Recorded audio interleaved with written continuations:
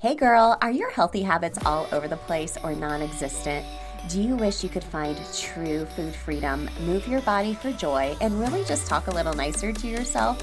If you have tried to habit hack your health, but the strategies you've tried just haven't worked for you in your busy lifestyle, then this podcast is for you. Hey, I'm Emily Nichols, habit and fitness coach, behavior change specialist, and Taco Tuesday enthusiast. Hey, I am here to tell you there is an easier way than what we've been taught about our health and our habits. How do I know? Well, because I've transformed my own life through habit hacking, and now my family gets the best of me, and I now help my clients do the same. I'm now going to teach you how to create healthy habits in less time, guilt-free for all seasons of your life. It's not your fault your habits haven't worked, my friend. We just have to do them differently. So, are you ready to feel empowered and transform your habits and life? Then let's do this. Hey gang, welcome to Habit Hack Thursday, where I habit hack a topic around one of our fundamental needs. So either movement, mindset, or food freedom. This week, it's all focused on food freedom, okay? Before we get started though, I wanted to remind you next Wednesday, the 26th, is the Routine and Flow Builder Workshop. So it's the 26th at 12 p.m. Eastern. It's live, okay? It's just a $5 workshop. We go live for about 15 minutes. You get a download from the shop, which is a routine builder download to help you create routines. You already have routines within your day. You're going to learn a simple time blocking method and how to insert your habits into those routines. So this is next level habit coaching. This is actually included in the Healthy Habits Accelerator bundle, where you get all of the accelerators, because this is the next level of when you establish those healthy habits, how to logistically make it work in your schedule even further. So I do a live workshop every month, always focused around one of our fundamental needs. This month is all around mindset and thinking about time blocking and being productive, okay? So if you can't join us live, no big deal. Make sure to still get the workshop, because you'll get the replay of it as well, because after it goes live, then it goes up to $17 in the shop afterwards, okay? So it's great if you can join live. That way I can answer your questions in real time as well, but I get it. We're busy. I wish I could host these in the evenings, but your girl is busy running around her kids every night. So hashtag self-care. I got to make sure I'm showing up for them as well. So you can grab that workshop, sign up for it at bit.ly/routine and flow. Okay. So I've been having a lot of conversations in Voxer. If you're like, I don't know what Voxer is, that is a texting or voice memoing app. If you sign up for the 21-day habit accountability challenge, big part of that accountability is I give you some challenges throughout the 21 days together. Really simple challenges to send me messages to help keep you accountable versus, doing this on your own when you're establishing a new healthy habit for yourself. And you can sign up for that anytime. Okay. It's bit.ly/habit accountability challenge. It's linked in the show notes. But the ladies that are going through it right now, I've heard from a couple of them, they've been really struggling with evening snacking, and they're trying to incorporate food freedom as a new habit, and they wanted to really reevaluate why they were doing this and replace that habit with a different habit, okay? So they're using the system that they learned in the Healthy Habit Reset. We are having accountability together, and some of them are actually enrolling in the Food Freedom Habits Accelerator after this, because they need some deeper level habit hacking around food freedom. Food freedom is the top challenge I hear from all of y'all. So that's always my most popular accelerator. It's a mini course to help you have all of my very best habit hacks around food freedom from that female perspective with habit strategy that is available in the show notes as well. But oftentimes when we have what we like to think as a bad habit, we just need to replace it with a different habit. As I've been talking to each of these ladies about evening snacking, I always kind of think about, okay, have I been through this before? Has a client been through this before? How did we solve this? Your girl used to eat ice cream every single night. And I would always put chocolate syrup on it because it wasn't good if I didn't just have all the chocolate syrup on it for me. When my kids were little, I used to have that every night when they went to bed. It was kind of like my treat, yay, look what I did. However, dairy doesn't sit well with me. And I would wake up, my skin was breaking out. I was really bloated, like GI distress, TMI, but it's true. And it was just a habit I developed over time. And eventually, once I started my own transformation journey, starting with just one fundamental need, which for me was food freedom as well, because that was my biggest challenge too, I replaced that with actually just making hot green tea every night. And that really helped over time. But during that time, I was really evaluating my habits and relationship with food, but also a few other areas of my life. And as I've been talking to these ladies, there are a lot of deep levels to snacking at night and cravings, which we could get into in a one-on-one call together or in the Food Freedom Habits Accelerator. But today's habit hack, if you find yourself snacking or craving like sugary, salty carbs at night, I want you to take a look at your mood, your actual appetite, and what your sleep looks like. Because I feel like this trio, I know this trio can affect your actual cravings at night. It's like a perfect storm of wanting to crave like that ice cream with a bunch of chocolate syrup on it. Or if you're on the other side of the fence, you like salty and like a bunch of like potato chips. Ooh, like some chips and salsa. Okay. So what is happening? What is happening in our bodies as women? Well, I think a lot of us have increased stress. Take you to look at our mood. So a lack of sleep, it's all combined, right? A lack of sleep can increase your stress levels in your body, which can lead to cravings for comfort foods like those sugary and salty snacks. There's a lot of hormonal changes happening as well. So, for example, if you're not sleeping well, you have sleep deprivation, it can affect the levels that regulate appetite and your metabolism, such as ghrelin and leptin, okay? So changes in these hormones can really cause an increase in cravings for these higher calorie foods. And then just energy depletion, right? We're sleep deprived. Our body's energy stores are just so depleted, and we're looking for a quick source of energy, like sugary snacks. Like, you get that dopamine hit, that big sugar high when you're done, but then you come down off of it, right?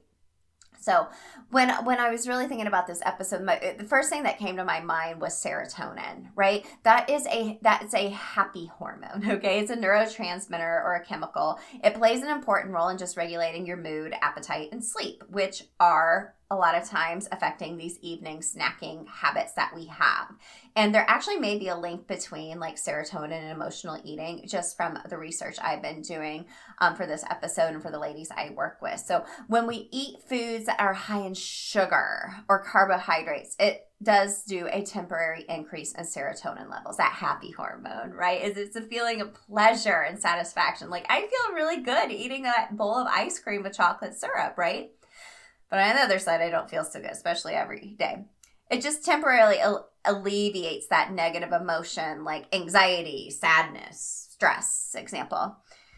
Over time, though, this can develop a habit, a cycle of emotional eating, or a habit that it's not serving you to eat this every single night. And you're using food as a way to maybe cope with taking the stress off for the day. And there's some healthier ways to do that. Now, I'm not saying you can't ever have a bowl of ice cream with chocolate syrup at the end of the day. Like, you do you, girl. It's not like I never do that anymore. I still do it every night, right? It's so often now. So how do we combat this? What is this week's habit hack? So if we're thinking about serotonin as that happy hormone and it affects our mood, appetite, and sleep, which is what I kind of ask all my ladies, okay, what's your mood, your appetite, sleep? What's all that look like? We need to think of a few ways to combat this. So a couple of habit hacks to help you boost your serotonin, which will help with that evening snacking. It will help with all of these other factors that are probably leading to your chronic emotional eating, snacking, all the things at night. So, number 1. Do you know what's in your energy drink? After coaching over 1,000+ classes, I've seen so many folks drinking so many different energy drinks. So after a workout, I personally love reaching for a Fit Aid Energy. I keep my fridge stocked because my oldest son and my husband love them to fuel their workouts too. So unlike many other energy drinks, Fit Aid Energy maximizes your athletic performance by focusing on both training and recovery. Now, what I love the most is that FitAid is 100% naturally sweetened with no gut-killing aspartame, sucralose, and is packed with BCAAs, glucosamine, electrolytes, turmeric, omega-3s, and vitamins B, C, D3, and E. FitAid Energy is boosted also with 200 milligrams of clean caffeine from green tea, never the synthetic kind, so I never get that jittery feeling. And plus, it's only 15 calories per can. Love it. So there are 4 delicious flavors available. There's mango sorbet, blackberry pineapple, raspberry hibiscus, and peach mandarin. So my friends, as a listener of the podcast, you get 40% off plus free shipping on your first order of 24 cans of FitAid Energy at drinkfitaid.com/habithack. That is drinkfitaid.com/habithack. Go grab yourself some FitAid Energy and fuel both your training and recovery. Let's get back to the show. Exercise. It produces endorphins, which stimulates the production of serotonin. Now, I'm not saying you need to go do a big crazy workout. Like, just go outside and walk. Just walk. Just walk. Okay? A twofer for this is if you're getting outside and walking, exposure to sunlight helps boost your serotonin. Doesn't it feel good to be outside, right? It's kind of like with your kids. Like, you tell them, oh, go get outside and play. And they're always happier and they get along better afterwards. Like, we need to do that as adults too. Meditation, yoga, therapy to help for your stress levels, right? Ask for help. Next, plan out your meals. That way you are able to find foods that are more satiating. You're not hangry at the end of the day and you're just eating all the foods because you're so hungry and it's not really satiating you, okay? And then lastly, just healthy sleep habits, right? This is what I struggle with, y'all. Okay, you're gonna die. I get up at 3:50 a.m. on Wednesdays and Thursdays to go coach at Orange Theory. I have to be there by 4:30. I get up, I make my coffee, I got to feed the dogs, I drink a little water, I get myself kind of put together. My eyes are just halfway open. And I go to bed at 11.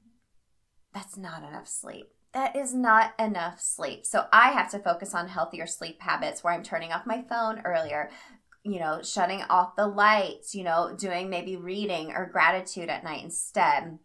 Something I've really wanted to work on this year is more reading fun books versus just listening to personal development books. And that's something I'm still personally working on, but that's a really great way for me to personally unwind and turn my brain off at night, which I need to realistically probably go to bed at 8 p.m., but that's not going to happen. So serotonin, those are some great ways to boost those serotonin levels, those happy hormones, which will help with your mood, your appetite, your sleep, and halt those evening cravings for sugary and salty foods. And hey, guess what? If you have a bowl of ice cream tonight or a thing of chips and salsa, give yourself grace, enjoy it, and move on. Food is not good or bad. There's just certain foods that over time we're using them as a crutch instead of dealing with actual emotions and really digging deeper into all-encompassing fundamental needs. Right? Mindset, movement, food freedom. So I hope today was helpful, a little sciencey for you. But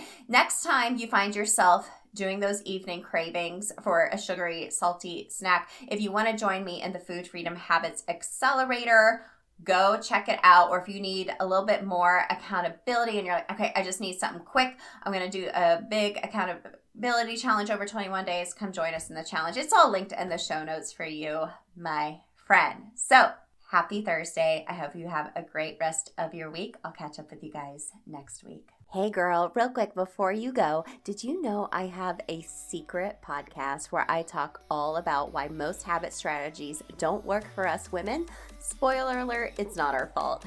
Visit bit.ly/atomic habits for women. It's linked in the show notes to access my secret podcast series and have your biggest aha moment about why and how women have to do habits differently. And if you love the podcast, the number one way you can thank me is to leave a rating and review in iTunes. That way more mamas can find the show. Love and appreciate you, friend. We'll see you next time.